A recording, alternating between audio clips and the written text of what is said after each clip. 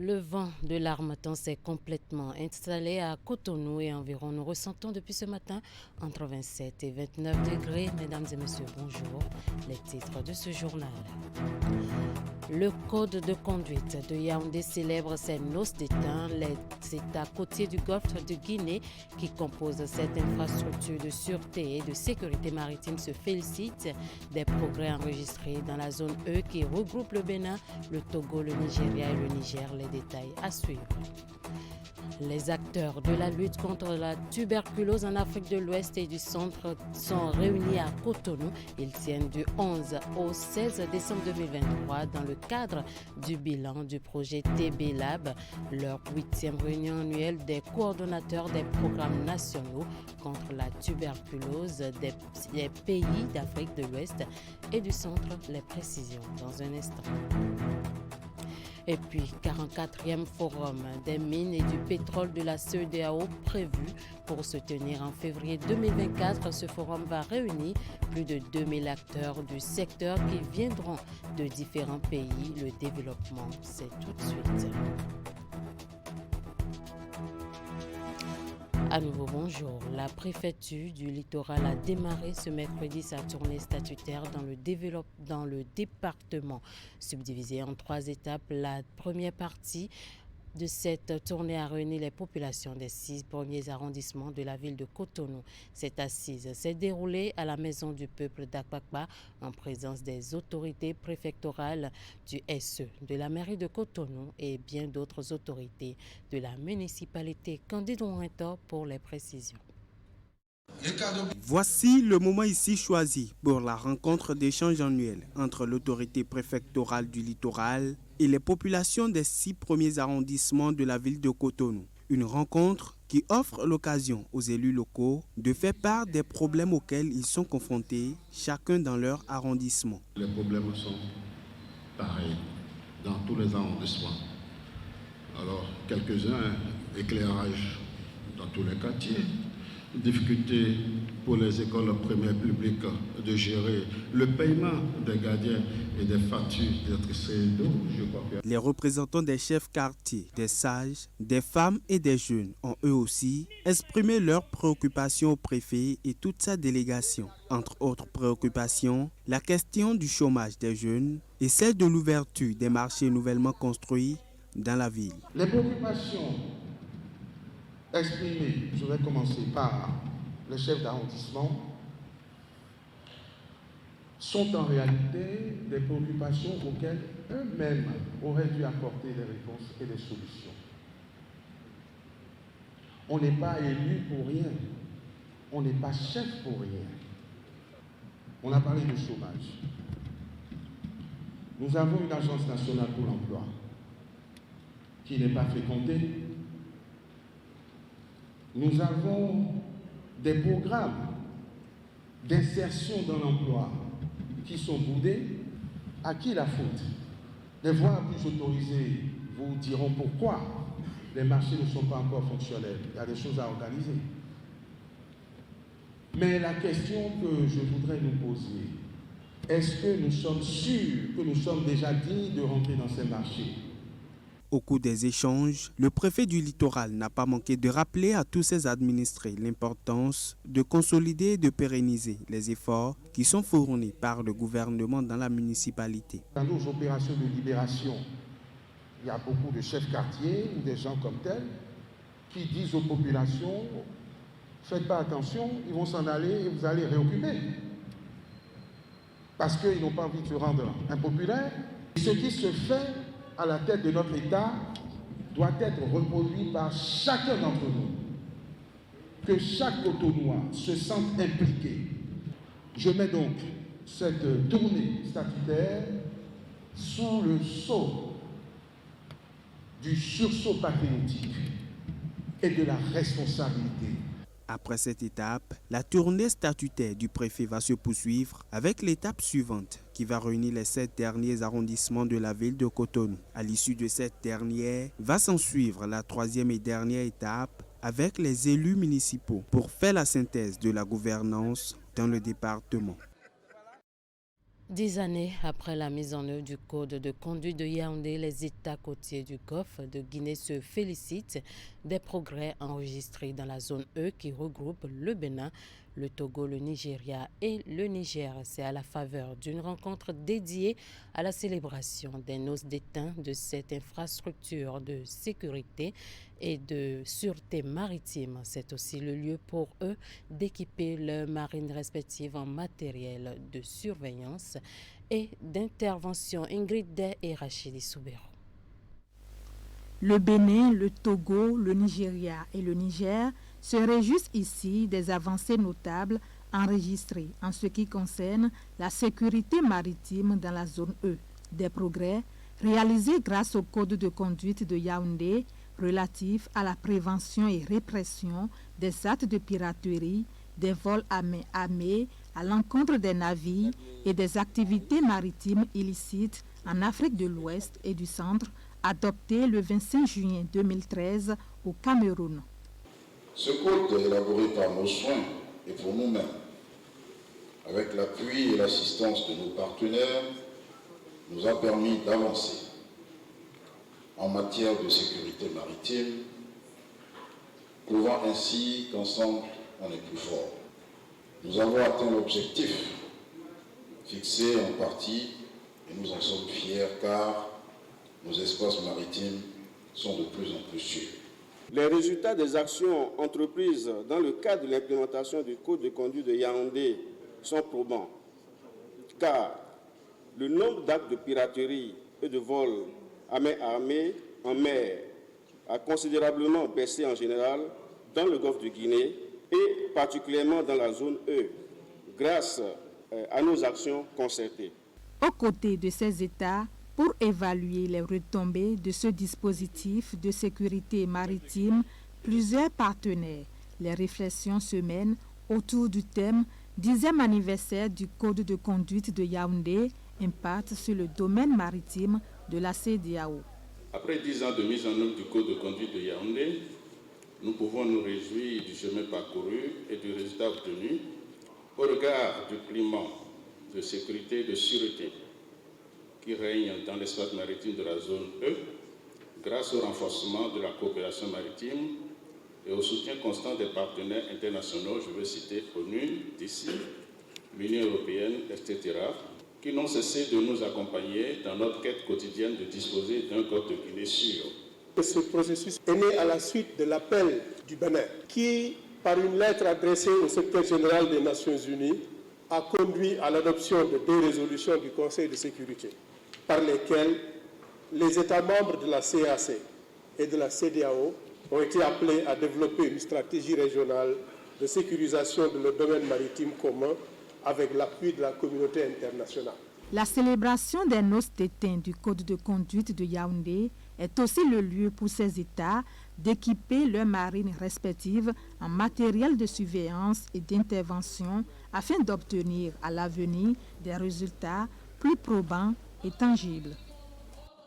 Je l'annonçais en titre, 5e réunion bilan du projet régional TBLab et 8e réunion annuelle des coordonnateurs des programmes nationaux contre la tuberculose des pays d'Afrique de l'Ouest et du Centre.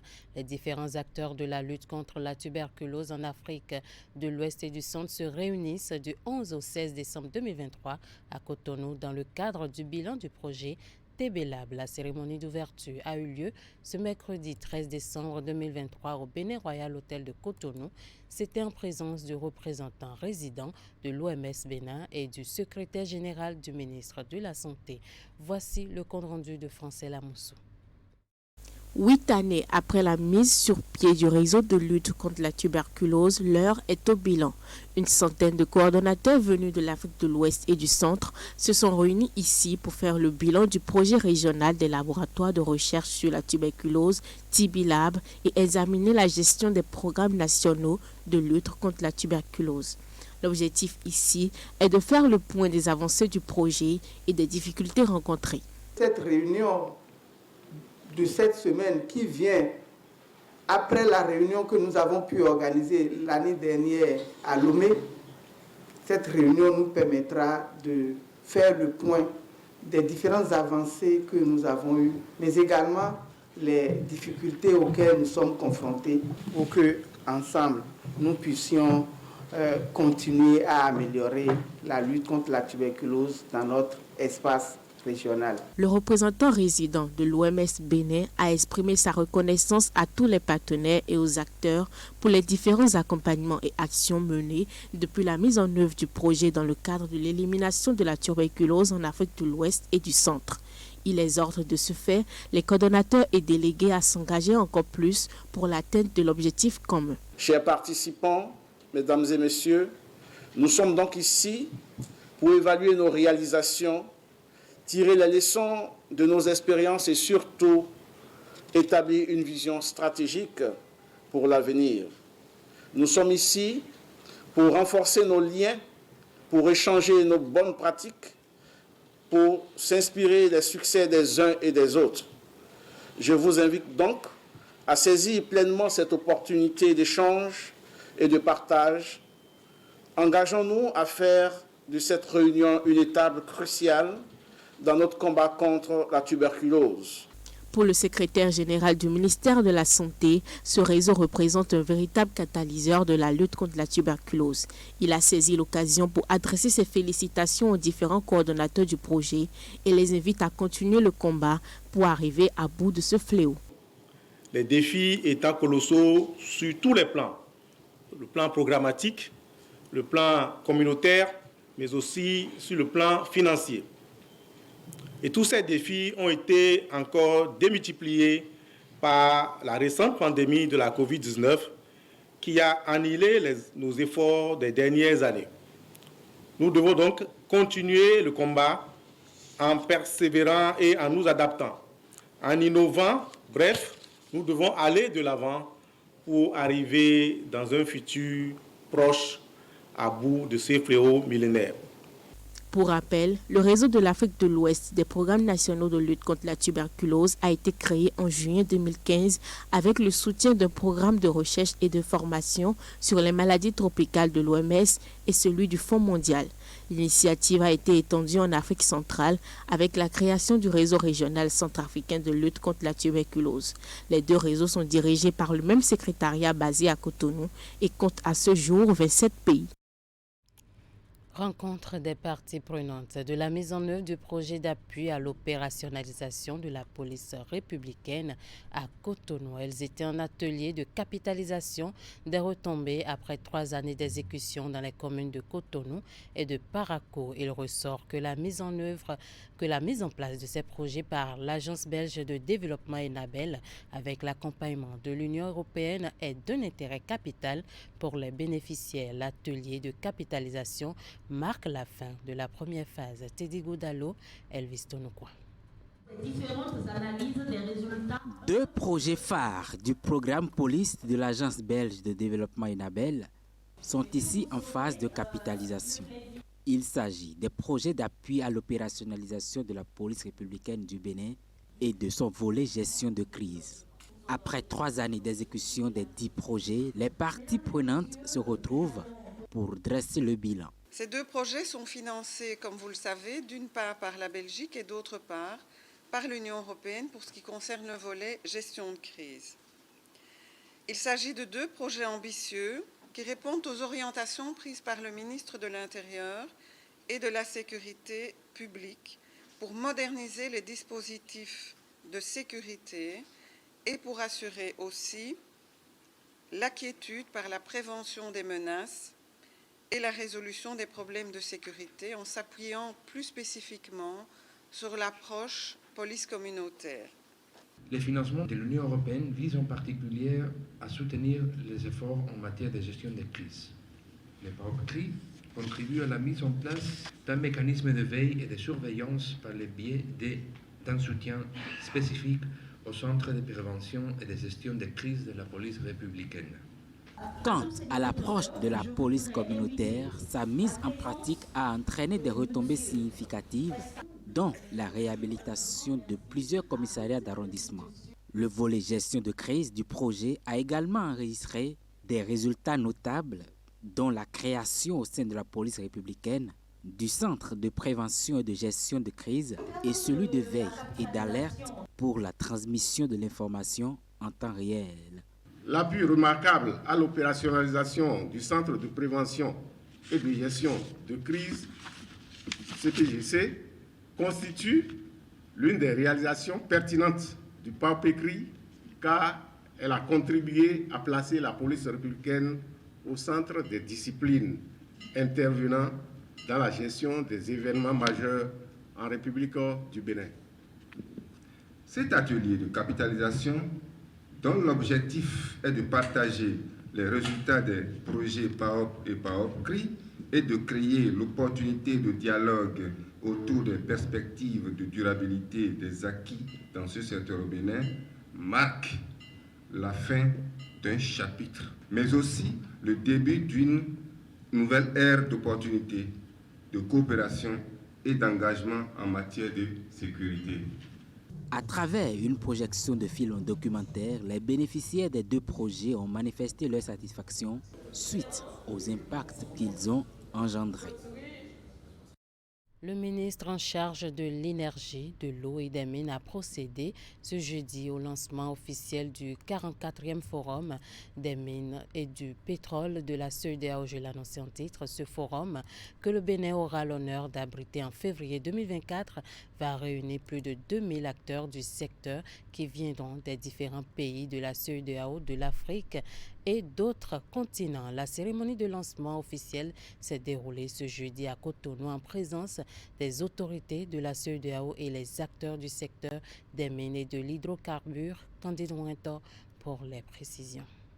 Déclare officiellement lancé ce jeudi 14 décembre 2023 la 4e édition du Forum des mines et du pétrole de la CEDEAO. C'est ainsi que démarrent les préparatifs de la 4e édition du Forum des mines et du pétrole de la CEDEAO, ECOMOF 2024. Il s'ouvre à exactement 70 jours du forum dont le Bénin a réussi à obtenir l'organisation après la 3e édition qui s'est tenue au Niger. C'est l'occasion choisie pour annoncer les couleurs de l'événement dont les objectifs sont entre autres la promotion des potentiels miniers et pétroliers des États membres de la CEDEAO, ainsi que la responsabilité sociale des entreprises et la sensibilisation des parties prenantes sur les enjeux du développement de leur communauté locale. En termes de contenu, ECOMOF connaîtra des conférences thématiques de haut niveau, des expositions indoor et outdoor, des rencontres d'affaires B2B, B2G et G2G, des événements spéciaux de networking, des awards qui seront décernés aux meilleurs acteurs du secteur public et du secteur privé en Afrique de l'Ouest, également des visites d'unités industrielles et commerciales, des visites touristiques pour l'ensemble du monde entier qui sera présent à Cotonou à l'occasion de l'événement. Cette 4e édition de l'ECOMOF est une organisation du Bénin et de la CEDEAO avec l'appui technique du cabinet CEMICA. Elle est assise sur le thème ressources géostratégiques et technologiques. Quelle stratégie de mutualisation pour la création des valeurs ajoutées en Afrique de l'Ouest? C'est pour répondre au désir et à l'aspiration collective de continuer à tracer une voie inclusive vers le développement optimal de ces industries dans la communauté que le thème a été choisi pour cette édition, c'est-à-dire la transformation de nos ressources minières pour en tirer la meilleure valeur ajoutée possible pour le bénéfice exclusif du bien-être de nos populations. Conscients des différentes potentialités dont regorgent la plupart des pays du continent, ils entendent tout mettre en œuvre pour une exploitation responsable de ces ressources au grand bonheur de l'Afrique. Ce forum, cette 4e édition arrive à point nommé où des panélistes, des experts du monde entier nous allons inviter en collaboration avec la CEDEAO, les autres ministres et les autres organisations. Nous allons inviter tous les experts du secteur pétrolier, du secteur minier, pour qu'on échange sur l'avenir de l'Afrique, sur l'avenir du secteur pétrolier en Afrique, sur l'extraction, sur l'extraction de nos ressources minérales. La 4e édition du Forum des mines et du pétrole de la CEDEAO, ECOMOF 2024, va se tenir au Palais des Congrès de Cotonou du 22 au 24 février 2024. Assemblée générale ordinaire du réseau des femmes élues locales d'Afrique Réféla, chapitre Bénin. Les assises sont venues clôturer le processus de naissance du creuset dans notre pays.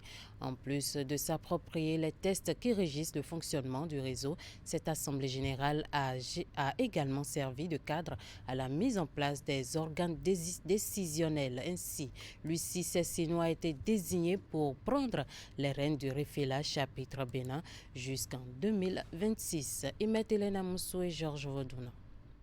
Grand jour pour les femmes élues conseillères au Bénin. Elles sont venues des 4 coins du pays pour se retrouver dans la ville de Dassazoumé. Les assises consacrent l'Assemblée générale ordinaire de la session Bénin du réseau des femmes élues locales d'Afrique Réféla. À l'ouverture des travaux, le maire s'est réjoui du choix porté sur sa commune pour abriter l'événement avant d'ajouter. Qu'on crée de nouvelles traditions. Parce que quand vous vivez depuis les indépendants d'une certaine forme et ça n'a pas donné de résultats majeurs et que depuis 2016, il y a de nouvelles tendances, il faudrait mieux les renforcer par de nouvelles traditions. La naissance du creuset au Bénin est la preuve de l'engagement de ces femmes à se mobiliser et à s'ouvrir davantage au monde. La présente assemblée s'inscrit dans la dynamique de les fédérer autour des idéaux que prône le réseau. Elle a été aussi l'occasion de partager avec leurs pairs de l'équipe pilote du Réféla Afrique de l'Ouest les expériences ainsi que les bonnes pratiques de participation des femmes à la gestion et au contrôle de l'exécutif communal. D'abord, mes remerciements à nos sœurs du Bénin,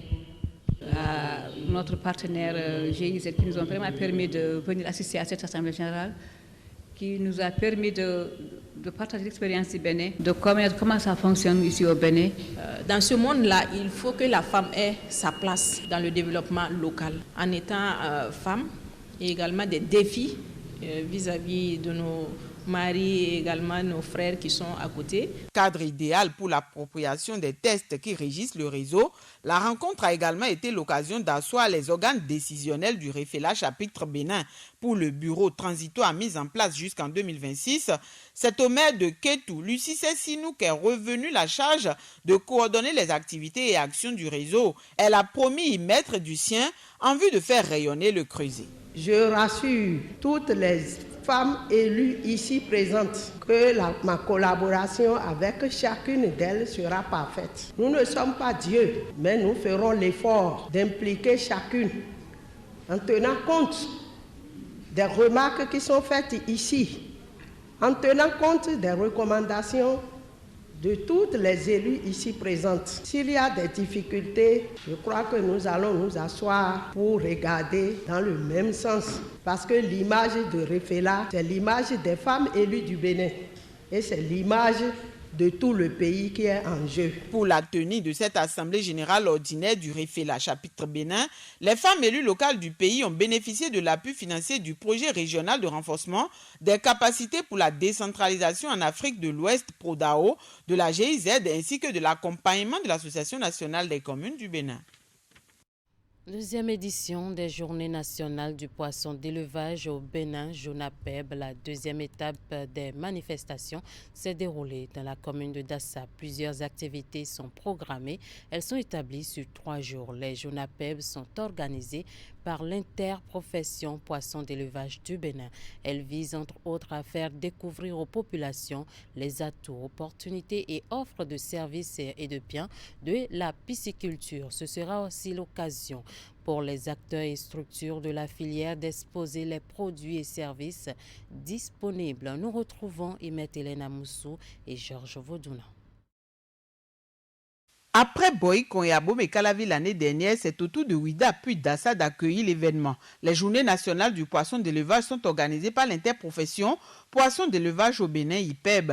Les manifestations ont pour objectif d'informer les participants sur les défis de développement de la filière. Cette année, elles offrent l'occasion de faire le bilan du chemin parcouru et de définir les perspectives. On attend qu'à l'issue de ces journées, les producteurs de cette zone de production puissent mettre sur pied un certain nombre de récapitulatifs des problèmes liés au développement de la filière et qu'on va devoir donc adresser à l'autorité ministérielle et ensuite trouver aussi les solutions que nous pouvons résoudre à notre niveau.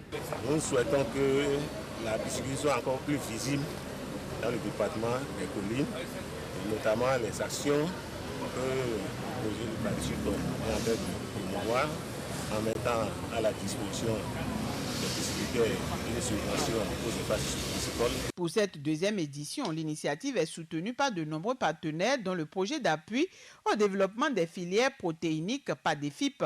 Ce rendez-vous pour débattre de divers sujets mais aussi pour faire découvrir les avancées enregistrées dans le secteur a également pour but de permettre aux acteurs de tisser des liens d'affaires ainsi que des relations professionnelles. Les 3 jours d'activité ont démarré par une conférence inaugurale axée sur la territorialisation de la filière. La territorialisation permet de dire à une aire géographique donnée, voici ce en quoi vous êtes les plus forts. Et si vous développiez cela, vous allez gagner plus et vite. Parce que vos sols et les habitudes culturelles s'y prêtent le mieux. Ce faisant, l'administration des moyens de travail se trouve d'abord ciblée là et le reste se répartit un peu vers les autres qui font l'accompagnement de la zone principale. Placée sous le thème La pisciculture béninoise à l'aide des pôles de développement agricole, bilan, enjeux et défis, l'édition 2023 des JONAPEB a été meublée par diverses activités dont une cérémonie de remise, un lot d'équipements composé de tricycles équipés de bacs aérateurs, de filets, glaciers et balances, de même que de chèques ont été distribués aux pisciculteurs de la zone. Le geste s'inscrit dans la droite ligne de la mise en œuvre de la composante 2 du projet appui au développement et à l'extension de la pisciculture continentale paysanne. Cet élan de générosité a connu le soutien de l'Agence territoriale pour le développement agricole ATDA Pôle 7. Nous parlons justice dans cette édition impact de la jurisprudence de la Cour suprême sur l'œuvre juridictionnelle des cours d'appel et des tribunaux de première instance. C'est le thème au cœur des échanges de la 12e rencontre Cour suprême, juridiction du Fonds, auxiliaire de justice et Commission béninoise des droits de l'homme. Cette rencontre qui intervient après celle de Dassazoumen dans les collines s'est déroulée du 11 au 12 décembre au tribunal de première instance de Djougou. On écoute Elias Biao Aïnen et Victor Dassia Dossou, respectivement, préfet de la Donga et président de la Cour suprême. Ils sont sur des propos recueillis par Alassane Harouna et Abdou Sabi Idrissou. Mesdames et messieurs, la Cour suprême, la plus haute juridiction en matière administrative et judiciaire, se doit de prendre la pleine mesure de ses attributs constitutionnels de la plus haute juridiction béninoise en matière administrative et judiciaire de l'État, ainsi que de sa mission traditionnelle d'unification du droit et d'harmonisation de la jurisprudence. C'est à mon avis ce qu'elle a compris en instituant, de concert avec le ministère en charge de la justice, de la législation et des droits de l'homme, les rencontres trimestrielles qui constituent un cadre d'échange périodique, de dialogue, de rendez-vous, de partage sur les grandes orientations et tendances jurisprudentielles qui sont les siennes avec les magistrats chargés de dire le droit en premier ressort et en appel. Mesdames et messieurs, chers collègues, point n'est besoin de rappeler la philosophie ou la logique qui sous-tend nos rencontres, qui en sont aujourd'hui à leur 12e édition. Je voudrais simplement relayer ce matin les propos simples, mais d'une réelle profondeur, d'Emmanuel Kant, qui a dit ceci, et je le cite: « Si la justice périt, la vie humaine sur terre a perdu son sens. Si la justice périt, la vie humaine sur terre a perdu son sens. » Fin de citation.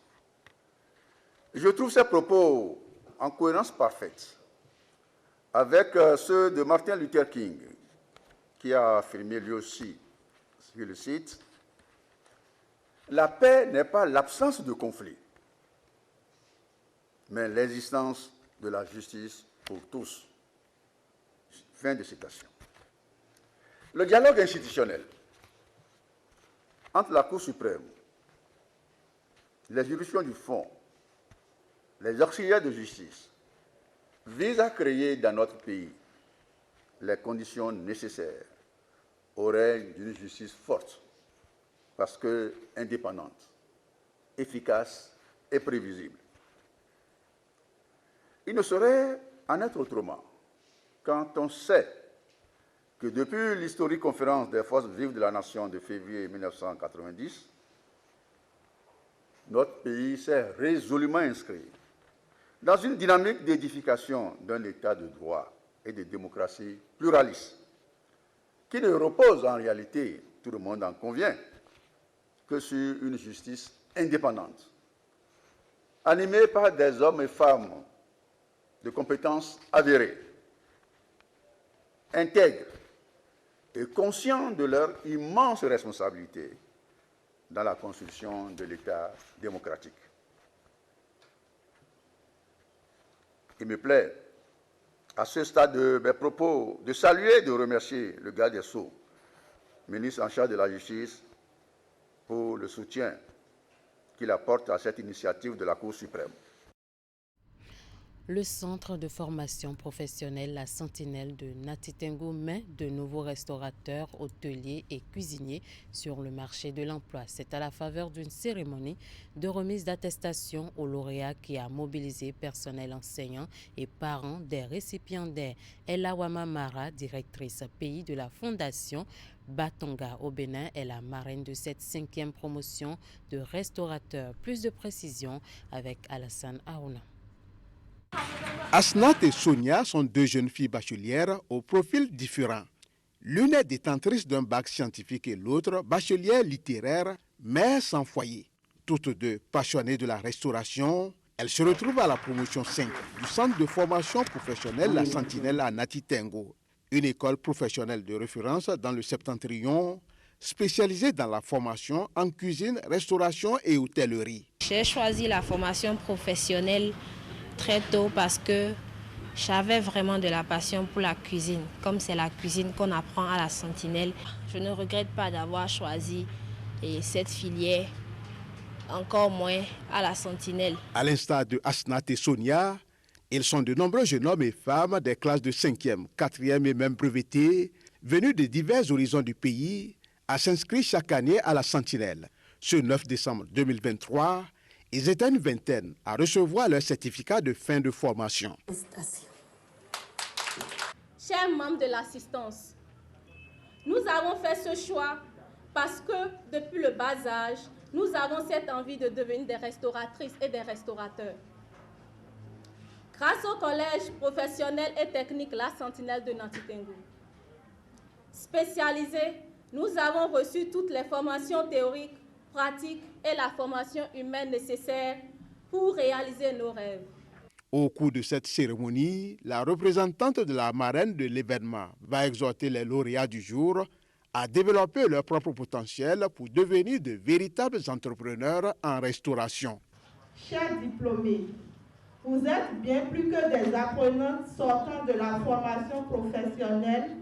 Vous êtes des pionnières, des bâtisseuses d'avenir et vous portez en vous le potentiel de transformer des rêves en réalité.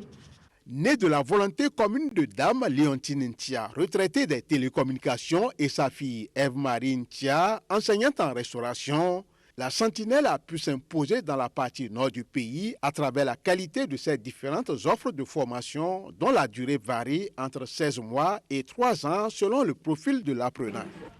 Ici, dans la localité, tout est à faire selon moi. Tout est à faire. Partout, c'est le vide. Et nous nous échinons, nous nous engageons, nous essayons de faire ce que nous pouvons pour contribuer à ce que ce vide-là se comble.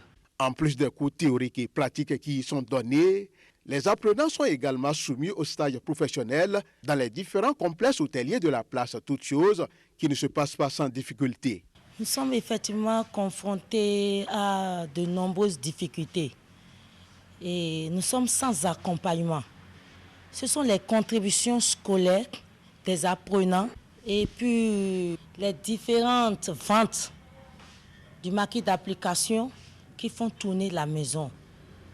Et on aurait souhaité que le gouvernement nous accompagne. En reconnaissance à tous les sacrifices consentis par le corps enseignant tout au long de leur cursus, les lauréats du jour vont offrir des présents à leurs fondés. C'est ainsi que nous mettons fin à cette édition. Merci à toute l'équipe de rédaction et de réalisation et merci à vous de nous avoir suivis. À bientôt.